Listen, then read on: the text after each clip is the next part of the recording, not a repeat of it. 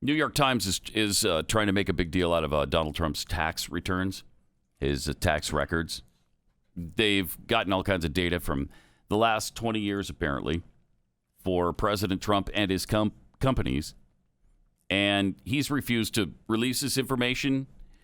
Some of the key findings, according to the New York Times, he paid no federal income taxes in 11 of 18 years.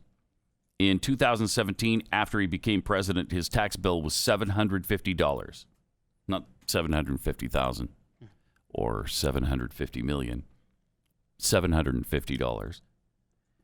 He has reduced his tax bill with questionable measures, they say, including a $72.9 million tax refund that's the subject of an audit by the IRS.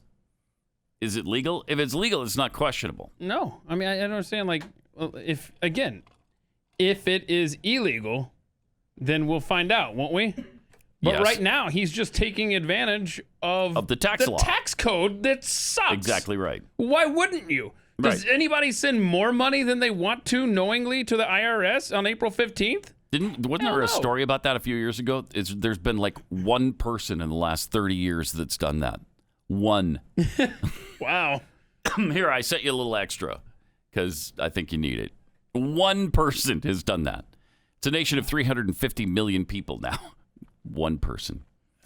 Many of his signature businesses, including his golf courses, we knew this before he was elected, lose money. Okay? They lose large amounts of money, and he uses those to lower his taxes. What wealthy person doesn't do that? What person with multiple businesses, and some of them are losing money, don't keep them because that helps them tax-wise? They say the financial pressure on him is increasing. Hundreds of millions of dollars in loans he personally guaranteed are soon coming due. Like $470 million worth is coming due in 2022, I think. But even while declaring losses, he's managed to enjoy a lavish lifestyle. Do you know he lives in a 50,000 square foot home? Do you know that? That White House that's on Pennsylvania Avenue, that's where he lives. Is that right? That's where he lives, yeah. Is it love it or leave it? Is that what it is? Or love it or list it? Sorry, yeah, it's love it or list it. Screwed that up, didn't I? Well, since it's not his to list, I'm pretty sure he won't be listing it anytime soon. He's going to love it. Yeah, he's going to love it. They've already done some remodeling, of course. They just remodeled the Rose Garden, and the leftists went nuts on that. Oh, that's right. They went crazy. They were finding hidden shapes and stuff in the bushes and stuff. So ridiculous. So good. Even while declaring losses, he's managed to enjoy this lavish lifestyle by taking tax deductions on what most people would consider personal expenses. Well, it doesn't matter what most people consider. It matters what is in the tax code. If residences, aircraft, and hairstyling for TV are in the tax code, why wouldn't you take those deductions? Not only that, but this was Obama's stimulus policies. I was reading an article this morning. I'm trying to find the paragraph that really stood out.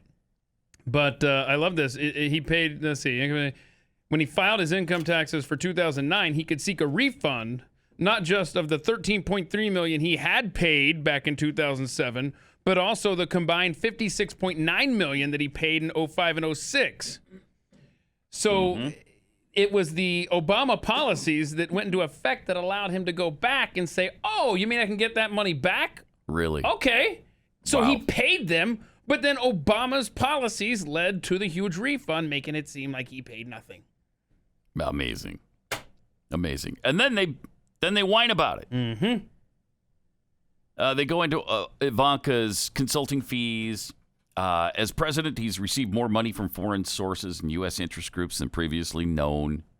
The records, get this, I'm sure this pained them to admit, but the New York Times actually includes, the records do not reveal any previously unreported connections to Russia. How about that? So that's what they were hoping for. They were mostly hoping for connections to Russia. That he's getting all kinds of money. He's on the take from somebody in Russia, some oligarch or the government itself. He's got some tie with Putin. They found none of that. Nothing. And that had to call them. Yeah, and as long as we're talking about filling out your tax forms, does anyone ever check that box to give money to a presidential campaign? It's got to be the biggest waste of ink on paper ever. Yeah. This will not increase your tax burden. Yeah, I don't care. I'm still not. You don't want to give to the tax fund, to the presidential tax? Not even if it's $1 for me and my wife. No, thank you. It's literally the dumbest line on the. And there's a lot of competition for dumbest line on the IRS tax form, but that one takes the cake. Now, it's important to remember, according to the New York Times, that the returns are not an unvarnished look at Mr. Trump's business activity. They're instead his own portrayal of his companies compiled for the IRS, but they do offer the most detailed picture yet available. You know, it was my thought from the beginning that one of the problems with Trump and turning over his records is because I don't think he's as wealthy as he says. Mm-hmm. And that's what this seems to indicate. And it's not conclusive, but it looks like he's not even a billionaire, according to these records. I mean, that could be totally the motivation for him wanting to keep them under wraps. And he wants you, he can't stand you thinking he's not a billionaire. He can't stand that. I don't know what it is about that, but he's got a thing with that. He wants you to know that he's worth $10 billion and not a penny less. Not a penny less. But these tax records don't seem to back that up. We'll see. I don't know. But does it matter? It doesn't. If he's doing legal things with his tax returns, this is a complete non-story. And it doesn't seem like the New York Times actually found anything that would lead you to believe otherwise. That he's done anything other than take advantage of the tax breaks that he has coming to him because of the tax code. Yeah, and he even made the comment this weekend. What was it? Something like just, look, wait for the audit. It'll all, I don't want to put words in his mouth, but something along the lines, it all makes sense or something like that. And he has said stuff like that before, that if you're patient and you wait, this stuff does play out the way he predicts. True. Yeah. Yep. So we'll see. We'll see. But that was my thought process the whole time, is that he's just not, he's not as wealthy as he wants us to believe. Because that's his thing.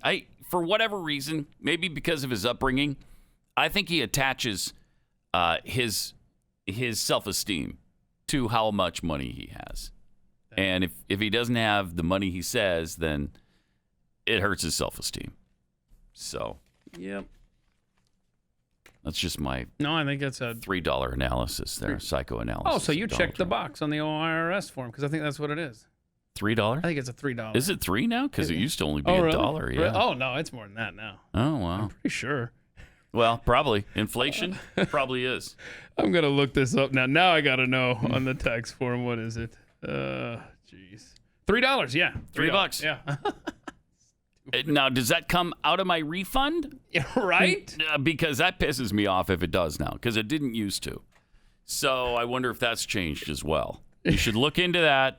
Look into whether you're paying that $3. I seriously want to know, has anyone in history checked the $3 presidential campaign box? Oh, I bet Democrats do it all the time. I bet they do it all the time. That's so dumb. Yeah. It makes more sense paying more, like that one person did. Like, oh, look, we have a debt. I want to help pay it off. Mm-hmm. But the $3 presidential campaign box is just dumb. Yeah, but like you said, there's a lot of competition on the IRS forms for dumbness. Picking out the stupidest thing on there would be really difficult.